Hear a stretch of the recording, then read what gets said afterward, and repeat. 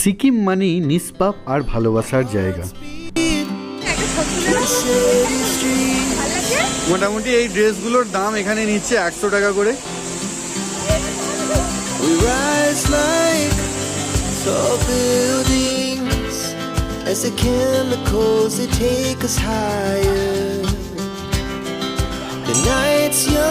আজকে গ্যাংটকে আমাদের দ্বিতীয় নম্বর দিন। আমরা এসছি এই দাদা থ্রুতে চয়েস ট্যুর অ্যান্ড ট্রাভেলস এর পক্ষ থেকে। তো প্রথম দিনের গল্প তোমাদেরকে জানিয়ে দেওয়া হয়েছে। দ্বিতীয় দিনে আমরা মোটামুটি 20 জন এসছি। 20 জন মিলে আমরা প্রথম গ্যাংটকের সাইট সিন গুলো ঘুরবো। কি কি দাদা ঘোরাতে পারছে এই টাকার বাজেটের মধ্যে আমরা সম্পূর্ণ এই ভিডিওর মধ্যে তোমাদেরকে তুলে ধরবো।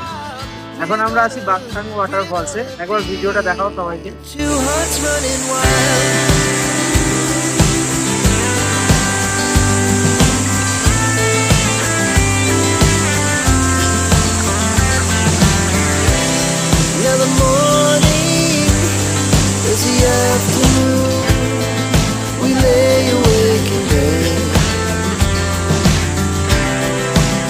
So loud as the hours pass, we're gonna do it all again.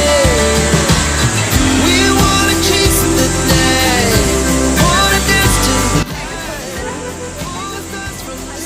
মোটামুটি এই ড্রেসগুলোর দাম এখানে নিচ্ছে 100 টাকা করে। তোমরা যদি চাও এইগুলো পরে তোমরা একটু নিজেকে পাহাড় প্রজাতির মানুষ হিসেবে প্রমাণ করতে পারো।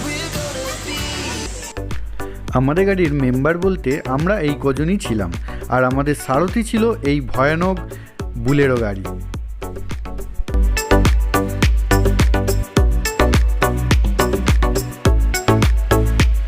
প্রথম স্পটটা ভালোভাবে কভার করে আমাদের গাড়ি ছুটে চলল দ্বিতীয় স্পটের উদ্দেশ্যে।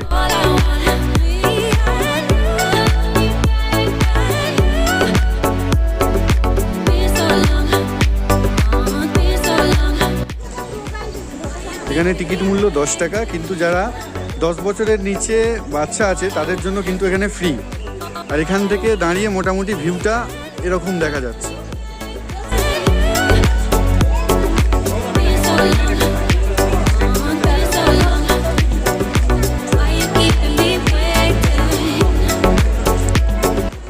সিকিমকে এমনি শান্তির জায়গা বলে না। সিকিমকে শান্তির জায়গা বলার একটা অন্যতম কারণ হচ্ছে এখানকার পাহাড়ের সাথে মিশে থাকা এখানকার বাড়িগুলোকে দেখে মনে হচ্ছে যেন বাড়িগুলো পাহাড়ের কোলে নিজ নিজ আপন মনে ঝুলে আছে। এখান থেকে ভিউটা কিন্তু অসাধারণ। তোমরা যারা এখানে গ্যাংটকে সাইট সিন ভিজিট করবে অবশ্যই কিন্তু এই জায়গাটা নিজের লিস্টের মধ্যে রেখো।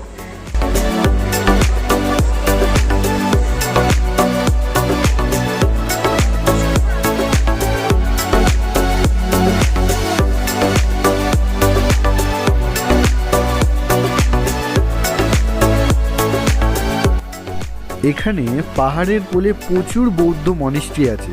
এটা তার মধ্যে অন্যতম একটা সেরা বৌদ্ধ মনিস্ট্রি। তো এই জায়গাটা তোমরা ভিজিট করলে এখানকার বৌদ্ধ টেম্পলগুলো সুন্দরভাবে দর্শন করতে পারবে।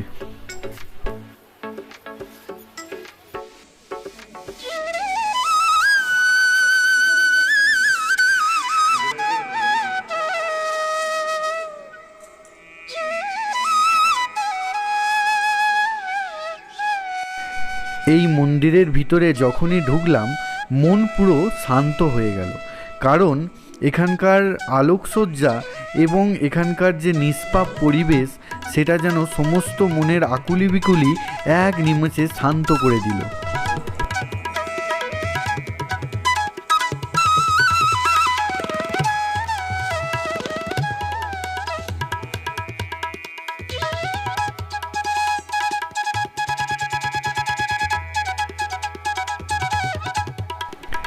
আমাদের গাড়ি কুয়াশাচ্ছন্ন রাস্তা দিয়ে আবার ছুটে চলল পরবর্তী ডেস্টিনেশনের জন্য।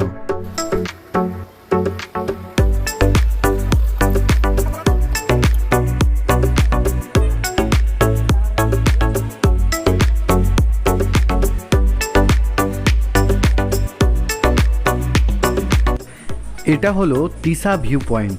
এখান থেকেই কাঞ্চনজঙ্ঘার সিংহর অপরূপ দৃশ্য দেখা যায়। আমরা সেই দৃশ্য দেখব বলেই এত কষ্ট করে সবাই মিলে কিন্তু ওপরে উঠলাম।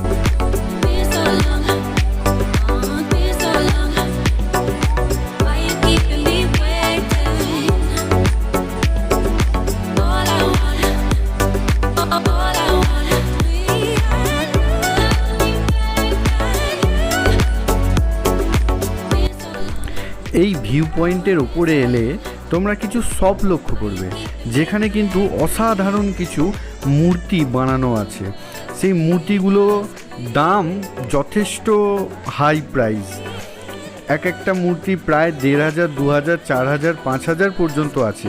কিন্তু মূর্তির যা ডিজাইন, সেই ডিজাইন দেখে কিন্তু মন একদম আকুলি বিকুলি করবে সেগুলোকে কেনার জন্য।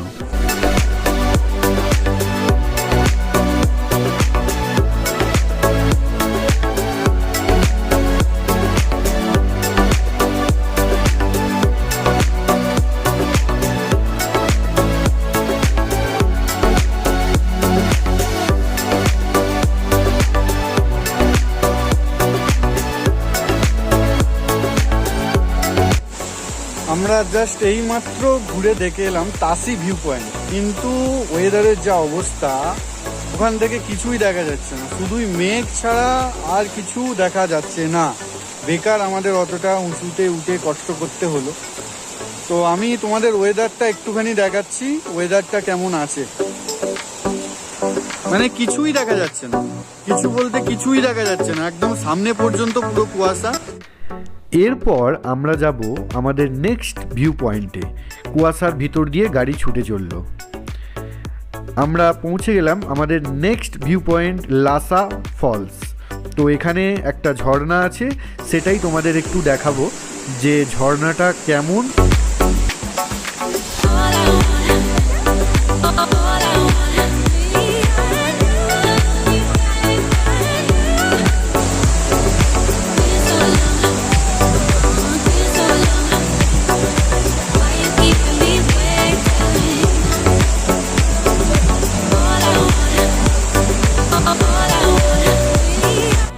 আমাদের গাড়ি কুয়াশা ভেদ করে ছুটে চলল আমাদের নেক্সট ভিউ পয়েন্টের উদ্দেশ্যে।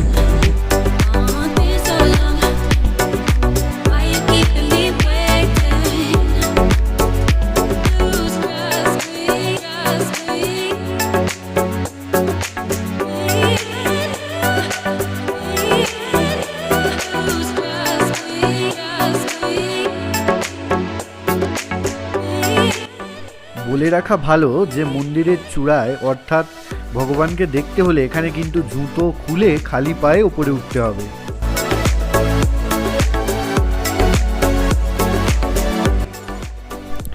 মন্দিরের ওপরে রয়েছে স্বয়ং গণপতি বাপ্পা আর রয়েছে স্বয়ং মহাদেব। ওপরে উঠলে তোমরা এই দুটো দেবতাই দর্শন পাবে।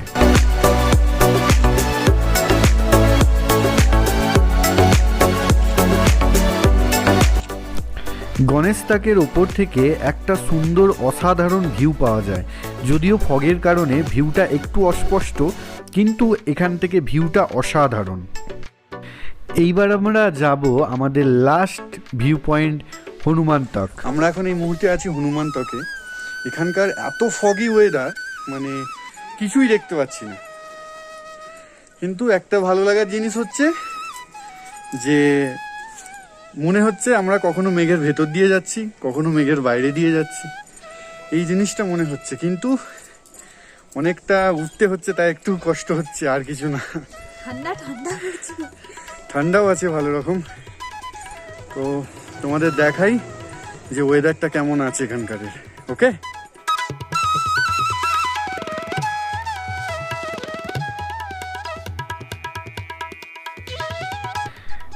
নিচের থেকে বেশ খানিকটা উঁচুতে অবস্থিত এই হনুমান মন্দির।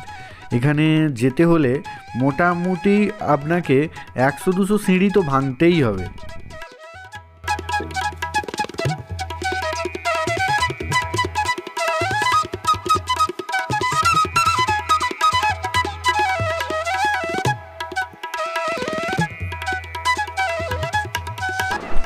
হনুমান তকের ওপরে বিরাজ করছে স্বয়ং রাম, লক্ষ্মণ এবং সীতা।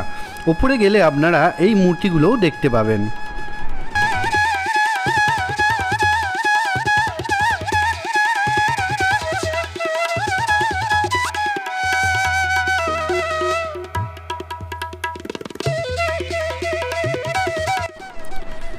ওপরে উঠতেই যেন রামায়ণের সেই সঞ্জীবনী পাহাড়, সঞ্জীবনী বটি সব কিছু যেন মনের অগোচরেই মনে পড়ে গেল।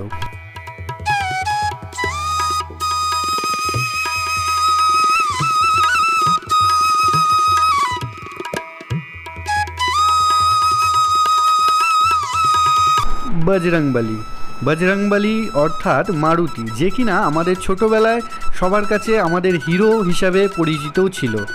সেই মারুতির দর্শন আমরা এখান থেকেই কিন্তু করে নিলাম।